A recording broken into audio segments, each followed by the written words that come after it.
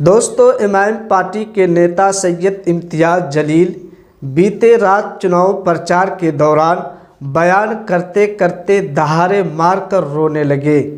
आखिरकार इम्तियाज़ जलील लोगों के सामने भरी महफिल में क्यों रोने लगे? क्यों इम्तियाज़ जलील टूट गया? इम्तियाज़ जलील को गिराने के वास्ते ये लोग किन किन शक्ल में सामने आएंगे?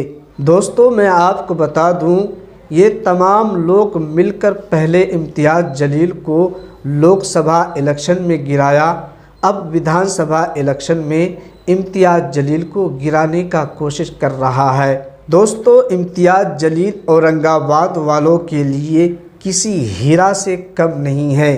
औरंगाबाद वालों से अपील है, इस हीरा को आप टूटने मत दीजिए। आगे सुनिए इम्तियाज़ जलील को। मैं पूरा वक्त मेरी माँ को देना चाहता था। मैं वो स्क्रीन पर देख रहा था कि उसके हार्ट बीट्स किस तरीके से ख़त्म होते जा रहे थे। शायद वो अपने बच्चे की आवाज़ खामोशी में भी सुन रही थी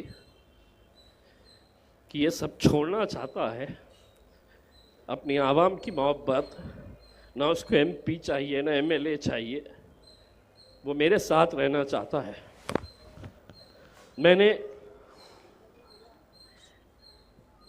हर इंसान अपने माँ से मोहब्बत करता है, लेकिन मेरी दुनिया मेरी माँ थी। इन 10 सालों के अंदर मैं अगर लोगों के करीब गया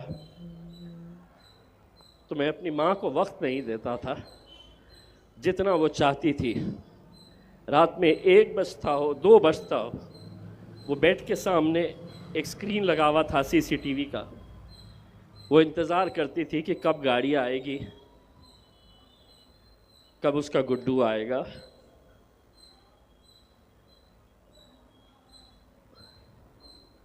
दोस्तों, और अगर उस दिन मेरी माँ आँख खोल देती तो शायद मैं सियासत में नहीं रहता।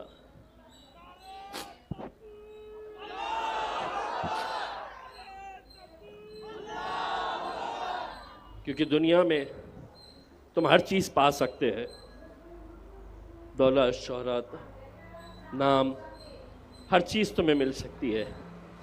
नौजवानों, मैं तुमसे ही अपील करना चाहूँगा, ये दौलत को जाने मत देना। बहुत खुशनसीब हैं वो लोग जिनकी माएँ हैं। मेरे वालिद साहब का इंतकाल करीब 30 साल पहले हुआ, तो मुझे बड़ा एक भाई की हैसियत से, नतीजा कुछ भी आए, एक बात यहाँ से ज़रूर लेकर जाना, मुझे वोट देना नहीं देना, मुझे इतना अफसोस नहीं होगा, लेकिन कभी किसी की माँ मिल जाए मुझे और वो मुझसे अगर ये कहे कि बेटा तुम्हारे बोलने की वजह से हमारा बेटा अब हमें मोहब्बत से देखता है, गले लगाता है, प्यार करता है, तो मैं समझूंगा इसमें मेरी जीत है मेरे भाई।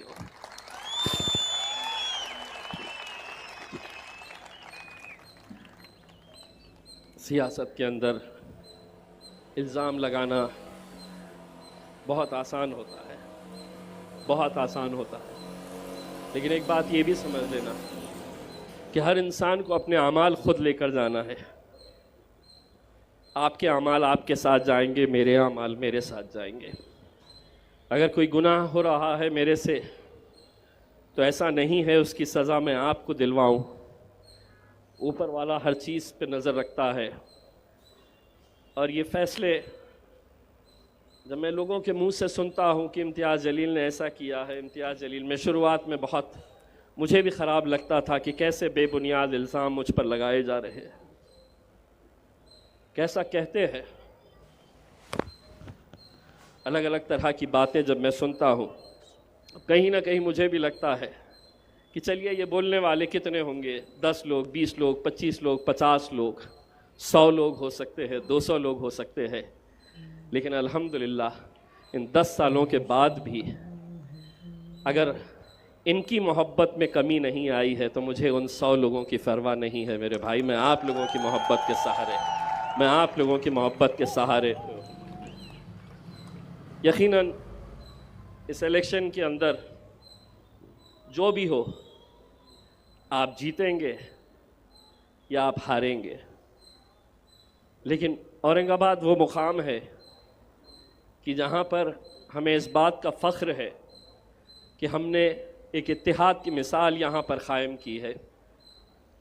यहाँ से हम एमएलए जीते, यहाँ से हम एमपी बनकर गए, पूरे हिंदुस्तान को दिखाए हमने कि हमारा इत्तेहाद क्या हो सकता है।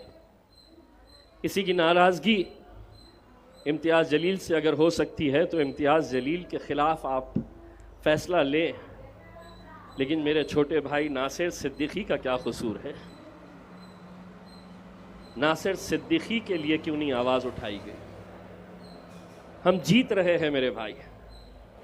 इंशाअल्लाह नासिर सिद्दीकी औरंगाबाद से एमएलए बनकर ज़रूर जाएगा मेरे भाई, ज़रूर जाएगा। तो दोस्तों, आपने सुना एमआईएम पार्टी के नेता इम्तियाज़ जलील को अपने माँ के बारे में बोल बोल कर किस तरह से रोने लगे।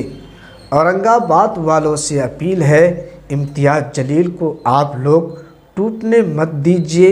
इम्तियाज़ जलील को 20 तारीख को आप लोग ज़रूर कामयाब कीजिए। इम्तियाज़ जलील के बारे में आप लोग अपना राय क्या रखना चाहते हैं, हमें ज़रूर बतलाइए।